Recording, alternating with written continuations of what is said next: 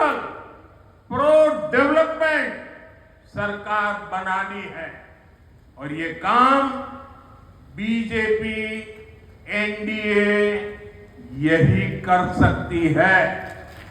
പ്രിയപ്പെട്ടവരെ, സിപിഎമ്മിന്റെയും കോൺഗ്രസിന്റെയും ഇടതുപക്ഷത്തിന്റെയും വലതുപക്ഷത്തിന്റെയും പതാകകൾ ഒരുപക്ഷെ വ്യത്യസ്തമാകാം, ചിഹ്നം രണ്ടായിരിക്കാം, എന്നാൽ ഇവരുടെ രാഷ്ട്രീയം, ഇവരുടെ അജണ്ട ഒന്നു തന്നെയാണ്. ഒരു വശത്ത് ആരോടും കടപ്പാടില്ലാത്ത സമ്പൂർണ്ണ അഴിമതി, ആരോടും ഉത്തരവാദിത്തമില്ലാത്ത സമ്പൂർണ്ണ വർഗീയത. ഇവര് രണ്ടുപേരും സാധാരണ ധരിക്കുന്നത് 5-10 വർഷം കാത്തിരുന്നാലും വീണ്ടും ഭരിക്കാൻ അവസരം കിട്ടുമെന്നാണ് രണ്ട് മുന്നണികളുടെയും പ്രതീക്ഷ. അതുകൊണ്ടാണ് നാളിതുവരെ നമ്മുടെ സംസ്ഥാനത്ത് ഭരണം മാറിയെങ്കിലും സംവിധാനം ഒന്നു തന്നെയായി ഇവിടെ നിലനിൽക്കുന്നത്. ഇനിയാണ് യഥാർത്ഥ അർത്ഥത്തിൽ ഒരു പുതിയ സർക്കാർ ഇവിടെ ഉണ്ടാകേണ്ടിയിരിക്കുന്നു. ജനങ്ങൾക്കായുള്ള ഒരു സർക്കാർ, വികസനത്തിന് വേണ്ടി നിലകൊള്ളുന്ന ഒരു സർക്കാർ ഇനി ഉണ്ടാകേണ്ടിയിരിക്കുന്നു. ആ ദൗത്യം ഭാരതീയ ജനതാ പാർട്ടി, ജനങ്ങൾക്ക് വേണ്ടിയുള്ള സർക്കാർ എന്ന ദൗത്യം ഭാരതീയ ജനതാ പാർട്ടി നിറവേറ്റുക തന്നെ ചെയ്യും. एलडीएफ और यूडीएफ, उनके जो यहाँ इकोसिस्टम है, जिन्होंने आंखों पे पटरी बांध करके बैठे हुए हैं, मेरी बात सुन लीजिए और थोड़ा दिमाग खोल करके सोचिए। आप देखते हैं केरला में ज्यादातर 5 साल एलडीएफ, फिर 5 साल यूडीएफ, 5 साल यानी वही आते जाते रहते हैं। आप मुझे बताइए, ऐसा क्या हुआ कि त्रिपुरा में 30 साल से ये लेफ्ट वालों की सरकार चल रही थी और उसके बाद वहां की जनता ने तंग आकर के, थक करके बीजेपी को मौका दिया और आज दोबारा वहां बीजेपी की सरकार चल रही है और वहां एलडीएफ का नामो निशान नहीं बचा है, लेफ्ट का नामो निशान नहीं। कारण ये जो मिली भगत थी, बीजेपी के आने के बाद वो मिली भगत खत्म हो गए। बंगाल देखिए, 35-40 साल तक लेफ्ट ने राज किया था, वहां सरकार बदली और उसने लेफ्ट के खिलाफ जंग किया और परिणाम क्या हुआ? आज बंगाल में लेफ्ट वालों को चुनाव लड़ने के लिए उम्मीदवार नहीं मिल पाते, लेकिन केरल में ऐसा नहीं होता है, इसलिए क्योंकि दोनों की मिली भगत है। 5 साल तुम बैठो, फिर 5 साल हम आएंगे, न हम तुम्हें परेशान करेंगे, न तुम हमें परेशान करोगे। अगर केरला को बचाना है, अगर केरला को आगे बढ़ाना है, तो एलडीएफ यूडीएफ की जोड़ी को तोड़ना ही होगा और परिवर्तन लाना ही होगा। നമ്മുടെ സംസ്ഥാനത്ത് ഞാൻ പറഞ്ഞു, ഭരണം മാറുന്നുണ്ടെങ്കിലും എക്കോസിസ്റ്റം ഇടതുപക്ഷത്തിന്റെയും വലതുപക്ഷത്തിന്റെയും ഇവിടെ നിലനിൽക്കുകയാണ്. കേരളത്തിലെ ജനങ്ങളോട് എനിക്ക് അഭ്യർത്ഥിക്കാനുള്ളത്, ബുദ്ധി ഉപയോഗിച്ച് അല്പം കൂടി ചിന്തിക്കണമെന്നാണ് എനിക്ക് അഭ്യർത്ഥിക്കാനുള്ളത്. കേരളത്തിൽ 5 വർഷം ഇടതുപക്ഷം, 5 വർഷം വലതുപക്ഷം എന്ന രീതിയിലാണ് ഭരണം നടക്കുന്നത്. നിങ്ങൾ എന്നോട് പറയൂ, എന്തുകൊണ്ടാണ് ഇങ്ങനെ സംഭവിക്കുന്നത്? നമുക്ക് ത്രിപുരയിലെ ഉദാഹരണം എടുക്കാം. ത്രിപുരയിൽ 30 വർഷമാണ് ഇടതുപക്ഷ സർക്കാർ ഭരിച്ചത്. അതിനുശേഷം അവിടെ ജനങ്ങൾ മാറി ചിന്തിച്ചു, ഭാരതീയ ജനതാ പാർട്ടിക്ക് ഒരു അവസരം നൽകി. ഇന്ന് തുടർച്ചയായി 2ാം തവണയും ഭാരതീയ ജനതാ പാർട്ടി ത്രിപുര ഭരിക്കുകയാണ്. ഇന്ന് അവിടെ എൽഡിഎഫിനെ പേരിന് പോലും കാണാൻ കിട്ടുന്നില്ല. കാരണം ഭാരതീയ ജനതാ പാർട്ടി വന്നാൽ ഇവരുടെ അഴിമതിയും ഐക്യവും നടക്കില്ല എന്ന് അവർക്ക് മനസ്സിലായിട്ടുണ്ട്. ബംഗാളിന്റെ ഉദാഹരണം എടുത്താൽ 35-40 വർഷക്കാലം ബംഗാൾ ഇടതുമുന്നണിയാണ് ഭരിച്ചുകൊണ്ടിരുന്നത്. ഇന്ന് സർക്കാർ മാറി, ഇടതുപക്ഷത്തിനെതിരെ സമരം ചെയ്ത് ഇന്ന് അവിടെ പുതിയൊരു സർക്കാർ ഉണ്ടായിരിക്കുന്നു. പക്ഷേ അവിടുത്തെ ഇടതുപക്ഷത്തിന്റെ അവസ്ഥ എന്താണ്? ഇന്ന് ഇടതുപക്ഷത്തിന്റെ ടിക്കറ്റിൽ മത്സരിക്കാൻ ഒരു സ്ഥാനാർത്ഥിയെ പോലും കിട്ടുന്നില്ല എന്നതാണ് ഇടതുപക്ഷത്തിന്റെ അവസ്ഥ.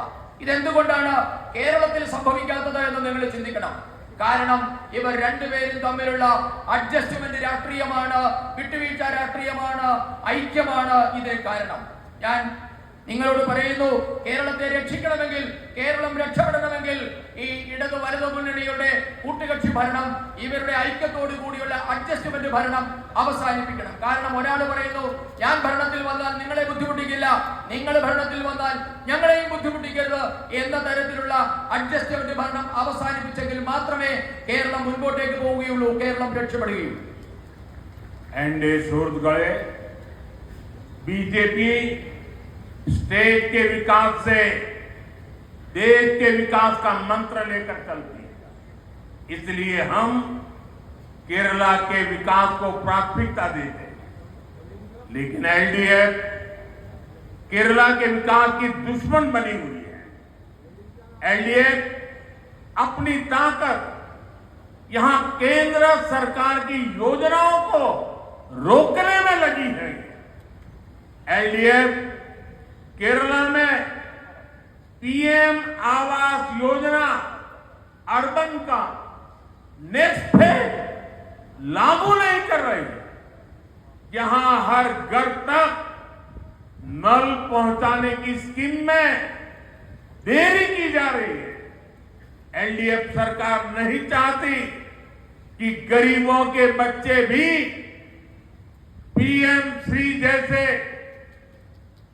आधुनिक स्कूलों में पढ़ाई करें। यहां की राज्य सरकार इस योजना के लाभ से केरला के स्टूडेंट्स को दूर रख रहे हुए हैं। ऐसी गरीब विरोधी एलडीएफ सरकार को सबक सिखाना बहुत जरूरी है। പ്രിയപ്പെട്ടവരെ, സംസ്ഥാനങ്ങളുടെ വികസനത്തിൽ കൂടി മാത്രമേ രാജ്യത്തിന്റെ വികസനം സാധ്യമാകൂ എന്ന മന്ത്രവുമായാണ് ഭാരതീയ ജനതാ പാർട്ടി ഇന്ന് പ്രവർത്തിക്കുന്നത്. അതിനാൽ തന്നെ കേരളത്തിന്റെ വികസനത്തിന് ഭാരതീയ ജനതാ പാർട്ടി വലിയ പ്രാധാന്യമാണ് നൽകുന്നത്. അതേസമയം കേരളം ഭരിക്കുന്ന എൽഡിഎഫ് ഇന്ന് വികസനത്തിന്റെ ശത്രുവായി മാറിയിരിക്കുന്നു. ഇന്ന് എൽഡിഎഫ് സർക്കാർ അവരുടെ എല്ലാ ശക്തിയും കഴിവും വിനിയോഗിക്കുന്നത് കേന്ദ്ര പദ്ധതികളുടെ നേട്ടം കേരളത്തിലെ സാധാരണക്കാർക്ക് നൽകാതിരിക്കുന്നതിന് വേണ്ടിയാണ് അവരെല്ലാ ശക്തിയും കഴിവും വിനിയോഗിക്കുന്നത്.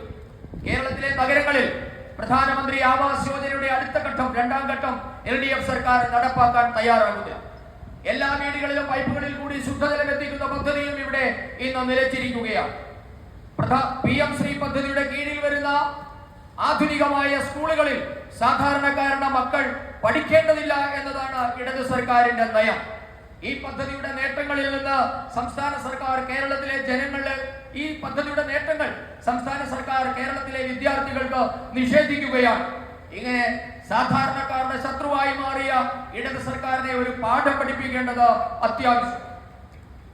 സുഹൃത്തുക്കളെ, बीजेपी एनडीए की केंद्र सरकार गरीब का जीवन बेहतर बनाने में जुटी।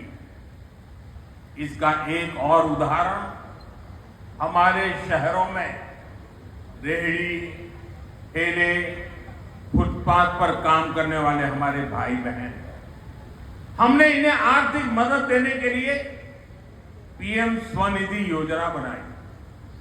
केरला सहित देश के लाखों ऐसे साथियों को पहली बार बैंकों से मदद मिलनी शुरू हुई।